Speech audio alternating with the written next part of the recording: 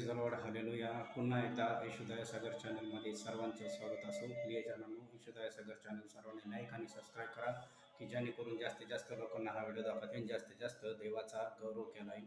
मी प्रियजनांनो सुंदरसा देवाचा म्हणणा तुमच्यासाठी घेऊन आलोय यातला, आणि आपण स्तोत्रसंहिता याचा 62वा अध्याय वाचू आणि त्यामध्ये देवाचं सुंदरसं वचन आहे. पण त्याआधी प्रियजनांनो, प्रत्येकाने सुंदरसा आपल्या यशोदया सागर चॅनलला लाईक आणि सबस्क्राईब करा. कारण की यूट्यूब चॅनल आहे आपलं यशोदया सागर चॅनल.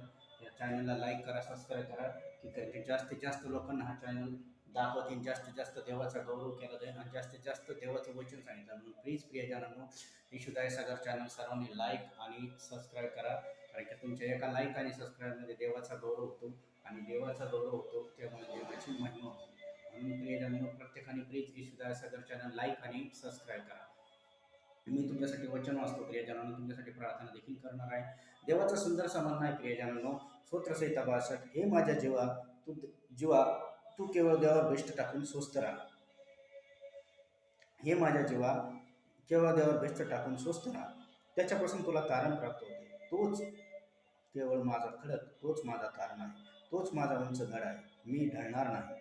एकट्या मनुष्याला मारण्याकरता त्यावर तुम्ही सर्व कुठून चढाई करून याल, पण ते झुकलेल्या भिंतीसारखे व कोसळलेल्या कुंभणासारखे होते. ज्यावेळेस प्रियजनांनो, तुमची भिस्त, तुमची आस्था त्या परमेश्वर प्रभू ईश्वर असते, त्यावेळेस तुम्ही एकटे जरी असला तर तुम्ही लढाई जिंकता. कारण की दावीद राजा त्या जंगलामध्ये एकटा होता, पण ते एकटे असताना त्याने जंगलामध्ये सिंहाला मारले, जंगलामध्ये अस्वला मारला, मेंढरे वाचवले. दावीद राजा त्या लढाईमध्ये एकटा होता.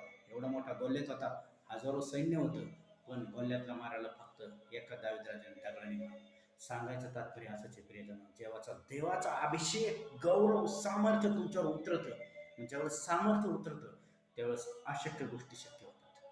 कारण की परिस्थिती बदलणारा देव तुमच्याकडे, तो देव कधीही बदलत नाही प्रियजनांनो. मनुष्य बदलतो पण देवाचा चमत्कार कधीही बदलत नाही. देव त्यावेळेस देखील चमत्कार करत होता आणि आज देखील करतो.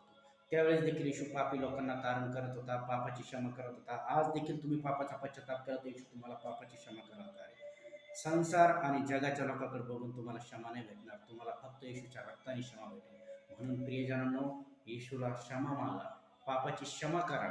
येशू माझ्या पापाची क्षमा कर असं म्हणून येशूला तुम्ही आज अंतःकरणात घ्या आणि येशू माझी परिस्थिती बदला असं म्हणा. प्रियजनांनो, आजच्या प्रार्थनेत तुम्ही बदलणार, तुमची घराची परिस्थिती बदलणार, तुमच्या गरिबीचे श्राप तुटणार. म्हणा, येशू माझ्या पापाची मला क्षमा कर, माझ्या जीवनात ये. तू माझ्यासाठी आला, म्हणजे स्तंभावर मरण पावला, पण मेल्यानंतर पुन्हा तिसऱ्या दिवशी जीवन झाला.